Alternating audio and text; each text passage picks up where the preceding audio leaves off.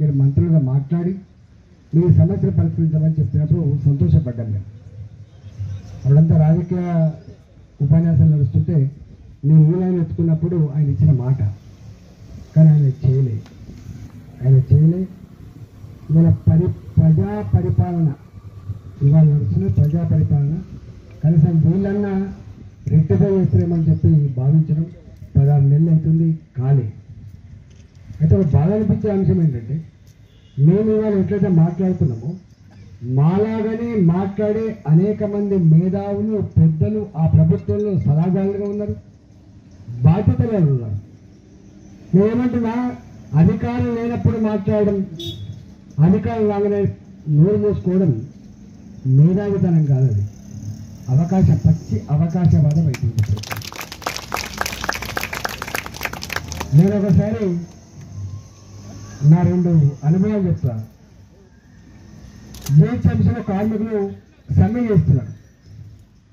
First సమ్మె వాళ్ళని అనుకుంటున్నా, నాకు తెలిసి 2015లో మేమే ఆ సంఘం పెట్టించినాం, మేమే గెలిపించినాం.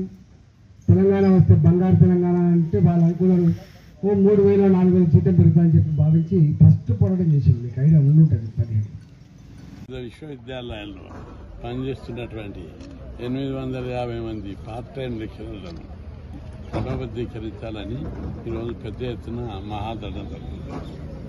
ప్రభుత్వం వివిధ ప్రభుత్వ కాలేజీల్లో జూనియర్ కాలేజీలో పనిచేసే లెక్చరర్లని పర్మనెంట్ చేసింది. కానీ పార్ట్ టైం వాళ్ళను వీళ్ళని చేయకపోవడం అనేది చాలా దుర్మార్గం.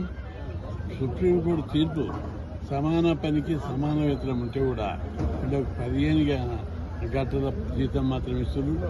ఉద్యోగ భద్రత లేదు, అదర్ బెనిఫిట్స్ లేవు, రిటైర్మెంట్ బెనిఫిట్స్ కాదు, ఫ్యామిలీ హెల్త్ బెనిఫిట్స్ కానీ ఇతర బెనిఫిట్స్ ఏవి లేకుండా వీళ్ళని నిలువున శ్రమదోపిడికి గురి చేస్తున్నారు. ఇది చాలా దుర్మార్గం. వెంటనే ప్రభుత్వం, ముఖ్యమంత్రి గారు జోక్యం చేసుకొని ఈరోజు అన్ని యూనివర్సిటీలో కలిసి 3000కి పైగా వేకెన్సీలు ఉన్నాయి, భర్తీ చేయడానికి సన్నాహాలు చేస్తున్నారు. మొదట 15 ఏళ్ళు 20 ఏళ్ళ నుంచి పనిచేస్తున్నారు. వీళ్ళ అనుభవం, విషయాల పరిజ్ఞానం, వీళ్ళు బుక్కులు రాస్తున్నారు, థీసిస్ రాస్తున్నారు, పిహెచ్డీలు ఇస్తున్నారు, విశేష పరిజ్ఞానం ఉంది. వీళ్లకు మించిగా కొత్తలో వచ్చేమన్నా చేసేదేమి ఉండదు. కాబట్టి వైద్యం లోపల విద్య లోపల అనుభవానికి మించినటువంటిది వేరే లేదు. కాబట్టి విశేష పరిజ్ఞానము, విషయ పరిజ్ఞానము, అనుభవం ఉన్నటువంటి పార్ట్ టైం లెక్చరర్లను వెంటనే పర్మనెంట్ చేయాలని